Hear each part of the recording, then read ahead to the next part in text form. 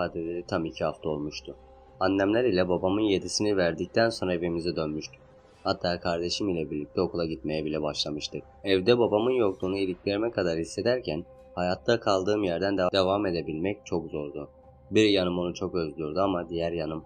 Eve geldiğimiz ilk gün kardeşime odalarımızı birleştirmeye teklif etmiştim. Ve evin büyük bir odasına taşınmış, birlikte kalmaya başlamıştık. Köyde yaşadıklarımdan sonra tek başıma kalmaya cesaret edememiştim. Geceleri korkuyla uyusam da kötü bir şey yaşamadım. Kabus dahi görmüyordum. Fırtına öncesi sessizliği yaşıyordum sanki. Bu düşüncelerle daldığım uykumdan telefonumun alarmıyla uyandım. Her ne kadar kalkmak istemesem de bugün gitmem gereken çok önemli derslerim vardı. Yatağımdan doğrulup yorganı üzerimden attım. Zorla yataktan çıkıp banyoda işlerimi hallettikten sonra dolabımı açıp içinden siyah dar bir pantolon ve kırmızı kazağımı çıkardım. Çekmeceden nişanlımın hediyesi olan kırmızı kirazlı çorabımı alıp kıyafetlerimi giyindim. Saçımı ve makyajımı yapıp derste giyeceklerimi ve eşyalarımı spor çantama koydum. Şarj aletimi, kulaklığımı ve telefonumu kol çantama attıktan sonra montumu ve çantalarımı yanıma alıp odadan çıktım. Aşağı salona indiğimde annem ve kardeşim kahvaltı yapıyorlardı. Eşyalarımı girişteki portmantoya bırakıp yanlarına gittim. Önce annemin, sonra da kardeşimin yanaklarından öpüp bana açılan servisin olduğu yere oturdum. Karnım çok aç olmasa da kahvaltılıklardan tabağımı alıp yemeye başladım. Hizmetlimizin doldurduğu sıcacık çayımdan bir yudum aldım. Abla bugün beni okula sen bırakır mısın? Servis şoförümüz hastalanmış. Tamam kızım bırakırım ama çok oyalanma. Bugün önemli derslerim var. Geç kalamam. Tamam ablacığım. Kızım bu akşam Murat'ı ve ailesini yemeğe alalım diyorum. Cenazenin ilk gününden itibaren bir an olsun yalnız bırakmadılar bizi. Teşekkür etmiş oluruz. Tamam anneciğim olur tabii. Ben Murat'ı arar haber veririm. Sohbet ederek kahvaltımızı yaptıktan sonra botumu ve montumu giyip çantaları yanıma alıp evden çıktım. Arabaya binerken kardeşim de bana yetişti ve yan koltuğa oturdu. Emniyet kemerlerimizi bağladıktan sonra arabayı çalıştırdım ve gaza bastım. Telefonumu arabaya bağlayıp rehberden Murat'ın numarasını buldum ve aradım. Birkaç çalışan dışında sesi arabanın içinde yankılandı. Günaydın hayatım. Günaydın canım. Sabah görüşemedik. Ben de birazdan seni arayacaktım. Aslında çok vaktim yok. Bizim ufaklığı okula bırakıp kendi okuluma geçeceğim. Annem akşam sizi ailecek yemeğe davet ediyor. Onu vermek için aradım. Tamam canım annemlere söylerim. Aslında anneni ben arayacaktım ama bugün derslerim çok yoğun ve böyle olunca kendimi bile unutuyorum biliyorsun. Sorun yok aşkım. Trafikte misin sen? Kapatalım telefonu dikkatin dağılmasın. Tamam hayatım öpüyorum. Görüşürüz akşama. Görüşürüz eniştem. Akşama gelirken benim tatlıdan alırsınız değil mi? En çok senin aldıklarını seviyorum biliyorsun. Günaydın belalı baldızım. Siparişin alındı. Akşama görüşürüz kızlar. Telefonu kapattıktan sonra sağa doğru yanaşıp arabayı okulun önünde durdurdum. Kardeşim yanağımdan öptü ve emniyet kemerini çözüp arabadan indi. O okuluna doğru yürürken ben de hiç vakit kaybetmeden üniversiteye doğru arabamı sürmeye devam ettim. Aklımdan ne kadar atmaya çalışsam da olmuyordu. Zebra'nın bu sessizliği beni günden güne korkutuyordu. Ya gerçekten beni rahat bırakmaya karar vermişti ki bu ihtimali düşünmek bile büyük bir saçmalıktı ya da büyük ve korkutucu bir planı vardı. Bu düşüncelerden çalan telefonumla sıyrıldım. Arayan aynı sınıfta okuduğum en yakın arkadaşım Damla'ydı. Hiç beklemeden aramaya cevapladım.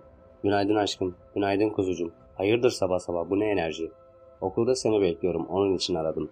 Güne kahveyle başladım, enerjim yerinde. Bir tane de benim için alır mısın? Her zamanki yerimize gideceğim. Sen de oraya gelirsen buluşuruz dersten önce. Geldiğinde detaylı anlatırım ama sana bomba bir haberim var. Kavşaktan dikkatlice sola döndüm ve üniversitenin girişine gelerek yavaşlayıp güvenliğe öğrenci kartımı gösterdim. Neymiş o haber? Selim Hoca üniversiteden ayrılmış. Ne? Daha geçen gün dersiniz vardı. Hiç bundan bahsetmedi. Ani gelişmiş. Buradan taşınmak zorunda kalmışlar. Yerine yeni bir hoca gelecekmiş. Selim Hoca'yı çok severdim. Üzüldüm. Umarım kötü bir nedenden dolayı gitmemişlerdir. Ben arabayı park edeceğim kızım. Kapatıyorum. Tamam ben de sana kahve alayım kantinden. Her zamanki yerimizde görüşürüz. Telefonu kapayıp arabayı fakültemin yakınına park edip telefonumu kol çantama koydum ve arabadan indim. Bagajdan spor çantamı alıp kapıları kilitledikten sonra fakültenin binasına hızlı adımlarla yürümeye başladım. Hava gerçekten soğuktu ve daha fazla üşümemek için fakültenin kapısından seri adımlarla girip asansörle en üst kata çıktım ve adımlarımı terasa doğru yönlendirdim. Damla'yı kahveler ile bir masada otururken buldum. Yanına gidip çantalarımı boş sandalyeye koyarak ona sıkıca sarıldım. Yan yana oturmuş sohbet ederken bana okuldaki dedikoduları ve yeni hocayı çoktan görmüş olan kızların anlattıklarını anlatıyordu. Genç, yakışıklı, zeki ve bizim hocamız. İnanabiliyor musun? Bu mükemmellikte birinden ders alacağız. Damla tamam artık abartmasan mı? Alt tarafı bir hoca işte. Hem o saydığın özellikle Murat'ta fazlasıyla mevcut. Ay nişanlısına da toz kondurmazmış. Senin kadar sadık seven birini daha tanımıyorum. Evlenmeden gözünü gönlünü kapattın. Aslına baksan ne taş erkekler var. Elimin tersiyle damlanın ağzına vurup kahvemden son bir yudum daha alıp ayağa kalktım. Ah kızım deli misin ne vuruyorsun? Sus artık bir sus. Sal beni. Yürü ders saati geldi. Birlikte sınıfa doğru yürürken herkes bu yeni gelen hocaya konuşuyordu. Sınıfa girdiğimizde de aynı konu konuşulmaya devam ediyordu. Bu durumdan gerçekten sıkılmaya başlamıştım. Bu kadar olay olacak neyi olabilirdi ki? Sınıftaki arkadaşlara selam verip ön sıraya oturdum ve dersin kitaplarını çantamdan çıkardım. Son dakika elim ayağıma dolaşsın istemiyordum. Damla yanıma oturduğunda arka sıramızdaki kızlarla yeni hocanın dedikodusunu yapmaya devam ediyordu. Ona gözlerimi devirip bıkkın bir nefes verdim. Telefonumu elime alıp kulaklıklarımı taktım ve YouTube'da gezinmeye başladım. Çok severek takip ettiğim bir kanalın hüddamlık konusuyla ilgili yaptığı videoyu görünce açıp açmamak konusunda tereddüt yaşasam da videonun üzerine tıklayıp izlemeye başladım. Videoda hüddam hocasına sorular soruluyor ve hoca da soruları yanıtlıyordu. İzledikçe bu konularda neredeyse hiçbir şey bilmediğim için duyduklarım ile hem şaşırıyor hem de içten içe korkuyordum. Ben de bu kadar bilgiye sahip olabilecek miyim? Başarılı olabilecek miyim diye heyecanla düşünürken buldum kendimi. Ne ara hüküm olmayı kendi içimde bu kadar normalleştirmiştim. Sınıf kapısının kapanma sesiyle telefonumu aceleyle kapatıp kulaklığım ile birlikte çantama koydum. Sınıfta çıt çıkmıyordu. Yeni hocamız kitaplarını masasına koyarken kaçamak bakışlarıyla kendisine bakıyordum. Uzun boylu, esmer, siyah kıvırcık saçlıydı. Spor yaptığı belliydi. Çünkü iri ve kaslı vücudu olan biriydi. Evet itiraf ediyorum. Eğer hayatımda ve kalbimde Murat olmasa bu adama çok pis düşebilir, hatta platonik aşığı bile olabilirdim. Tanrı sanki onu yaratmak için özel zaman yaratmış gibiydi. Her şeyiyle mükemmel biriydi. Adımlarını bize doğru atmaya başlarken çekilsem de bakışlarım yüzünde geziniyor. Yüzündeki çene kasları, elmacık kemikleri ve kızıla yakın garip bir göz rengiyle oldukça yakışıklıydı. Bir dakika, kızıla yakın gözler mi? Aklıma hemen Zebran gelmişti. Onun gözleriyle yani hocamızın gözleri o kadar çok benziyordu ki. Merhaba arkadaşlar, ben Ateş Koral. Bundan sonra beni dersinizde ben gireceğim. Şimdi sırayla tanışalım. Sonrasında da dersimizi işlemeye geçeceğiz. Senden başlayabiliriz. Eliyle beni işaret ediyordu. Ama aklıma gelen düşüncelerin yaşattığı dehşet yüzünden kolumu bile kıpırdatamıyordum. Sanırım arkadaşımız dediğini yaptı. Tamam senden devam edelim. Herkes sırasıyla kendisini tanıttıktan sonra geriye sadece ben kalmıştım ama konuşacak gücü kendimde bulamıyordum. Ayağa kalkıp derin bir nefes aldım. Bir yandan da içimde kendimle bir savaş içerisindeydim. Saçmalamayı bırak. Zebrar bir cin. İnsan olarak karşına çıkamaz. Bu imkansız. Hayır, bunu yapamaz. Gözlerim aniden gözlerin içinde kaybolup kanımı dondururken beni cayır cayır yakacak bir tanıklık ruhumun tamamını esir aldı. Gözlerindeki kısırlık, çakan kıvılcımlar ve intikam ile tuttuğum karşılı bakışlar. Bunları artık nerede olsam tanırdım. Evet, hissettiklerimle haklı çıkmıştım. Bu oydu. Bizden gizli hüddam olan babamın en sadık cini. Cinler aleminin en güçlü kabilelerinden biri olan Zeze kabilesinin padişahı ve benim büyük bir bilinmezliğe sürükleyen cehennemimin ta kendisi. O Zebran. Ve şimdi gözlerindeki şeytanı parıltılar ile hiçbir şey yokmuş gibi bana bakıyor ve o bakışlar fısıldıyor ruhuma. Oyun başlıyor. Hayat kimi zaman bir çocukmuşuz gibi oynar bizimle ve biz de tüm masumluğumuz ile kanarız oyunlarla. Zebran da işte benimle sanki onun tutasıymışım gibi oynamaya başladı. Ve ne acı ki iplerim artık onun elindeydi. O ne isterse yapıyordum. Bunu yapmak zorundaydım. Bir daha o köyde yaşadıklarımı yaşayamazdım. Hocamız olduğu andan itibaren okulda her gün kendimi diken üstünde hissediyordum. Tüm gün o ateş saçan gözleri gözlerimden ayrılmıyordu. Bunu kimsenin fark etmemesi için her gün dualar ediyordum. Eğer ki insanlar bunu fark eder ve Murat'ın kulağına giderse o zaman hiç de iyi şeyler olmazdı. Murat'ı Zebran'dan asla koruyamazdım. Buna gücüm yetmezdi. Aklımdaki düşünceler Damla'nın bana seslenmesiyle son bulurken kendimi sınıfımdaki aynanın önünde gözlerimin içine bakarken buldum. Bu durumumu nasıl açıklayacağım konusunda hiçbir fikrim yoktu. Ebrar, canım iyi misin? Kaç defa oldu sana sesleniyorum. Silkelenip kendime geldim ve ona doğru dönüp gülümsemeye çalıştım. İyiyim kızım, dalmışım öyle. Hoca gelecek birazdan. Isınıp hareketlere çalışalım. Tamam canım. Pelin Hoca gelmeden önce diğer sınıf arkadaşlarımıza katılarak ısınmaya ve önündeki derste gördüğümüz hareketleri çalışmaya başladık. Hareketleri yaparken bile gözlerimin önünden o ateş saçan gözleri bir an olsun gitmiyordu.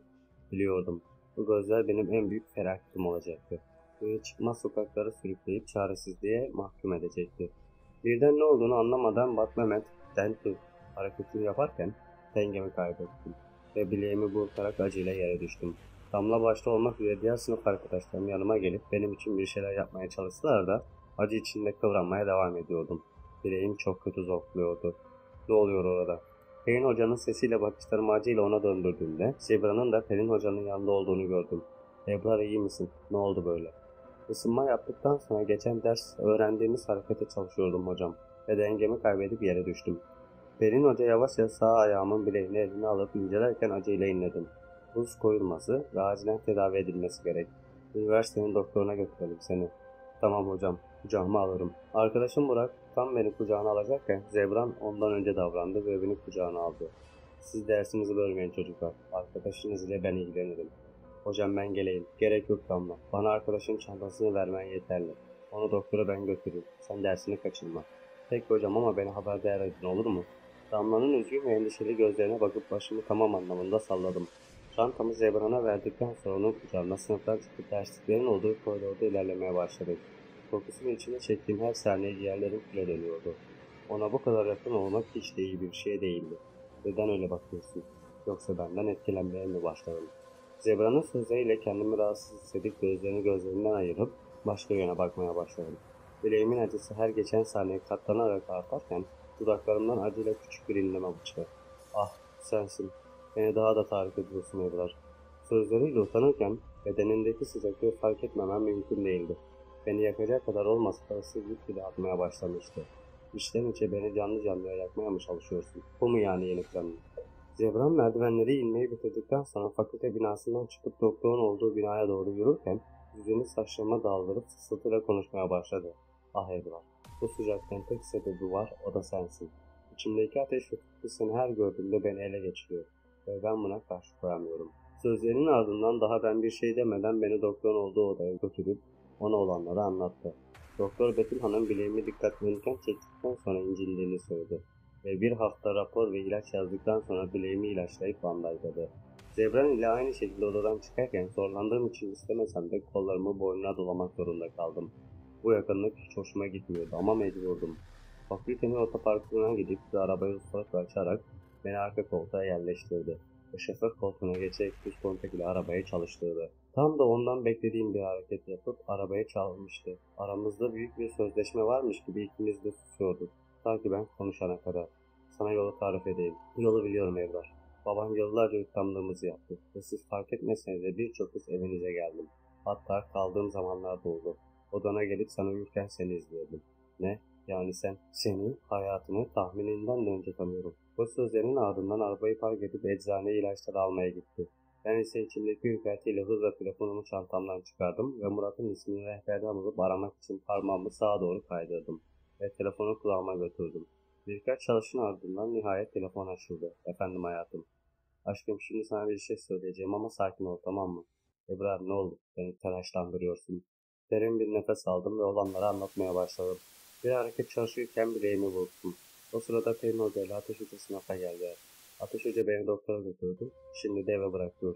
İlk önce derin bir nefes aldı. Sonrasında sessiz geçen birkaç saniye kalbim öyle hızlı attı ki yerinden çıkacak sandım. Bana neden en başına haber vermedin? Seni hastaneye ve eve ben götürebilirdim. Canım o kadar acıyordu ki o an hiçbir şey düşünemedim. İlaçlar daha yeni etkisini göstermeye başladı ve ilk seni aradım. Bak biz seninle yakında evleneceğiz Ebrar. Hayatımda ne olursa olsun ilk benim haberim olmalı. Ne gerekiyorsa ben senin için yaparım. Tanımadığımız bir adam değil. Anladın mı beni?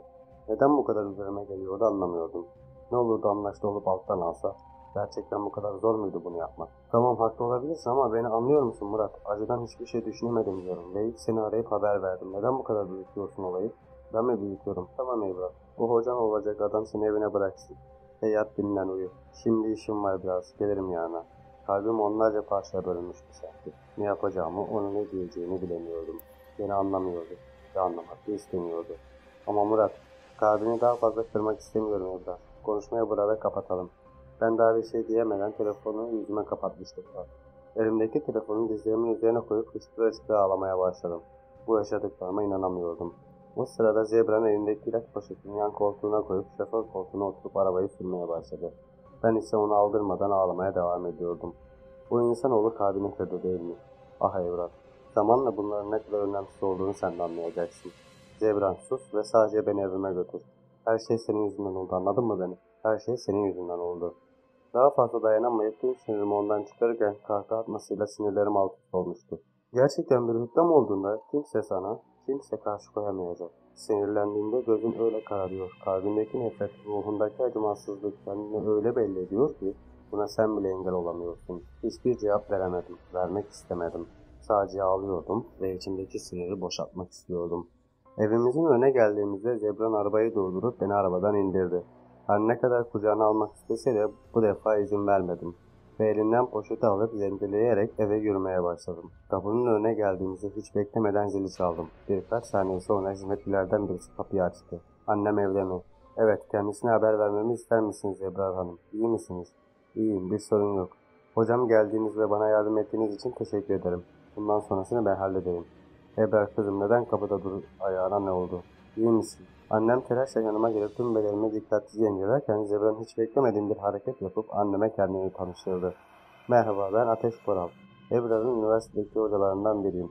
Küçük talihsiz bir kaza olunca kızınızı eve ben bırakmak istedim. Ben de Ebrar'ın annesiyim. Tanıştığıma çok memnun oldum.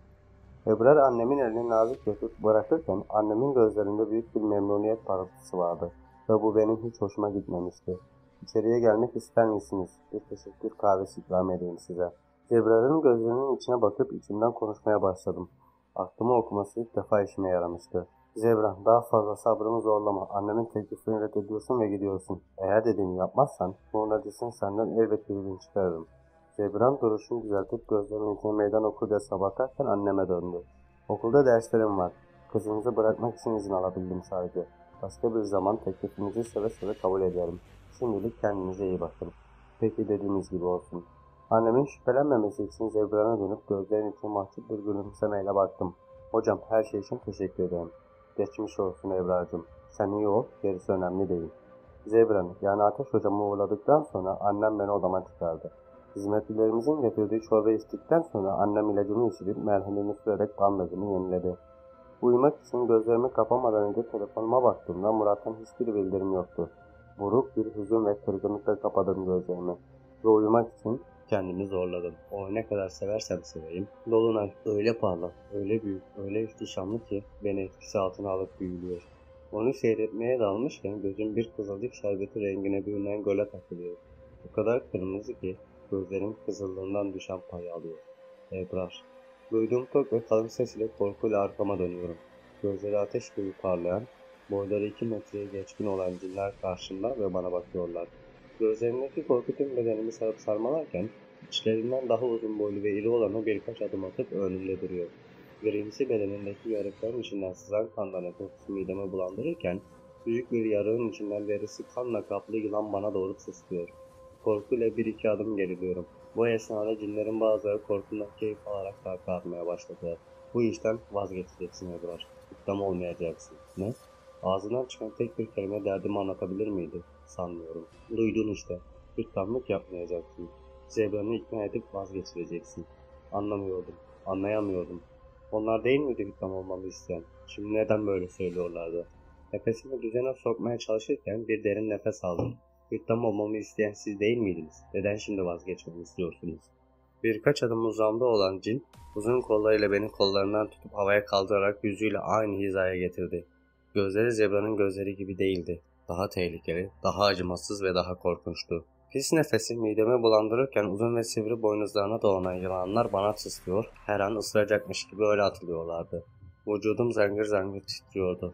Ensemden aşağı akan soğuk ter damlaları bedenimi ürpertirken kollarımdan tutan cinin babanın izinden gitmeyeceksin. İkram olmayacaksın. Canımı acıtıyorsun bırak. Kollarımdaki deri erimiş, ellerimin sıcaklığı resmen etimi pişirmeye başlamıştı. Kas dokularım ve yağlarım fokurdama sesi kulaklarıma dolarken gözlerimden acılar yaşlar akıyordu. Bu da başlangıç Ebrar. Eğer hüddam olursan sana daha ağırlarını yaşatacağım. Canım o kadar yanıyordu ki artık hıçkırarak ağlamaya başladım. Nefes almaya mecalim kalmamıştı ama karşımdaki cinin bu işkenceyi bitirmeye niyeti yoktu. Bir eliyle beni oyuncak bebek gibi belimden tutarken diğer elini bedenimde gezdirmeye başladı. Dokunduğu her yer kömür karasına dönüyordu ve yanık kokusu midemi o kadar bulandırmıştı ki kusmaya başladım. Gözlerim kararıyordu ve bilincimi yitirmek üzereydim. O kollar beni cinlerden oluşan bir dairenin tam ortasına yere koyup yeniden havalandı. Bulanık görüşüm acımın azalmasıyla biraz netleşse de hala tüm vücudum yanıyordu. Başımı sağa çevirdiğimde bana arkası dönük olsa da siyah pelerinden onu tanımıştım. Beni Odin'in ellerinden kurtaran Zebran'dı. İçimde garip bir güven duygusu hissettim. Sanki o yanımda olduğu müddetçe hiçbir şey bana zarar veremezdi. Dudaklarımda oluşan buruk gülümsemeyle zor da olsa bir nefes aldım. Bitmişti. Kurtulmuştum. Neler olabileceğine dair hiçbir fikrim yoktu. Sanki bir korku filminin içinde aniden bırakılan bir başrol oyuncusuydum. Zebran, demek sonunda geldin. Geldim Kehrin. Sana bunu yaptığının bedelini ödeteceğim. İsminin Kehrin olduğunu öğrendiğim için kahkaha atıp Zebran'ın pelerinden tuttuğunda korkuyla doğrulmaya çalıştım. Ama bir kol beni kendine doğru çekip yeniden yere yatırdı. Başımı soluna doğru çevirdiğimde boynumda biraz daha uzun, siyah saçlı, kırmızı gözlü, gri tenli bir cin kolumdan tutuyordu. Seni bırakamam Ebrar. Zebran seni bana emanet etti. Ne emaneti, ne oluyor, sen kimsin? Ben Günahs. Zebra'nın kabilesindenim ve onun sağ koluyum. Bana seni olabilecek tüm kötü şeylerden korumamı söyledi. Şimdi gözlerini kapa. Ne? Sana gözlerini kapa dedim hemen. Korkuyla ne dediyse yaptım ve gözlerimi kapadım. O esnada bedenime yayılan bir sıcaklık tüm bedenimi ele geçirirken kulaklarımı sağır edecek bir çığlık koptu. Aynı esnada Günas fısıldadığı sözleriyle bedenimdeki tüm o acılar ve yanma hissi yok oldu. Elhekim Ranselin, Hinellezimin. Bu sözleri birkaç kez daha söylediğimde kendimi eskisinden daha da iyi hissediyordum. Ona minnettar bakışlarla baktım ve bana uzattığı elinden tutup ayağa kalktım. Zebran ve Kehrin birbirlerine saldırırken kalbimde hissettiğim endişeyle gözlerimi kapadım ve ona bir şey olmaması için dua etmeye başladım. Darbeler ard arda iniyordu. Takip etmekte zorlanıyordum. Zebran boyunu onun boyuna getirmişti ve kalıp olarak ondan daha iriydi. Birden bedenimde bir karıncalanma hissetmeye başladım. Kollarım benden bağımsız havalandı ve avuç içlerimde oluşan sıcaklık ile turuncu bir ışık belirdi. Gözlerim kapandı ve elimdeki o ışığın ne olduğunu bilmediğim sözleri fısıldayarak Kehrin'in üzerine doğru attım. Erhel mutlu bir bina. Kehrin'i hadi. Kehrin inanılmaz bakışlarıyla bana bakıp yere düştü ve ateşler içinde kalıp yok oldu. Kabilesi de onunla birlikte gitmişti. Ebrar, kızım, kendine gel, iyi misin? Annemin boğuk sesiyle zor da olsa gözlerimi açtım. Gözlerim odanın ışığı yüzünden kamaşırken bedenimde hissettiğim soğukluk ile titremeye başladım. Anne, ne oldu bana? Sesim o kadar kısık sesiyle çıkmıştı ki ben bile ne dediğimi zar zor duymuştum. Ateşim var kızım. Küçükken de böyle olmuştu. Kolunu kırdığında. Doktor geldi, iğne yaptı. Birazdan iyi olursun. Anne, su getirdim. Bu ses Murat'a aitti. O mu gelmişti? Peki benim biraz önce yaşadıklarım, onlar gerçek miydi? Zebram neredeydi? Sen Ebrar ile ilgilen oğlum. Benim başım tuttu, biraz dinleneyim. Tamam anne. Annem beni alnımdan öpüp gittikten sonra Murat ile baş başa kalmıştık. Ona kaçamak bakışlar atarken önce yastığımı düzeltti ve beni doğrulttu. Yatağımın başlarına belimi yasladım ve dudağıma yasladığım bardağımdaki sudan birkaç yudum içtim. Burak bardağı komodine koyup ellerimi tuttu. Bugün seni çok kıskandım ve düşüncesizlik etme Ebrar. Çok özür dilerim. Bak, o benim sadece hocam ve kötü bir anım da yanımdaydı, o kadar. Sağ elimi havaya kaldırıp parmağımdaki yüzüğün önüne getirdim. Bu parmağımda senin yüzüğün var. Sonra parmağımı kalbimin üzerine koydum. Kalbimde de senin sevgin var. Başkası asla olamaz. Bunu sakın unutma. O an Murat'ın gözlerinde bir değişiklik fark ettim. Yüzündeki sinsi gülümseme ve gözlerindeki kıvılcımlar ile yüzünü yüzüme yaklaştırdı. Gerçekten böyle mi düşünüyorsun Evrar? Kalbim benim için atmak için can atarken hem de.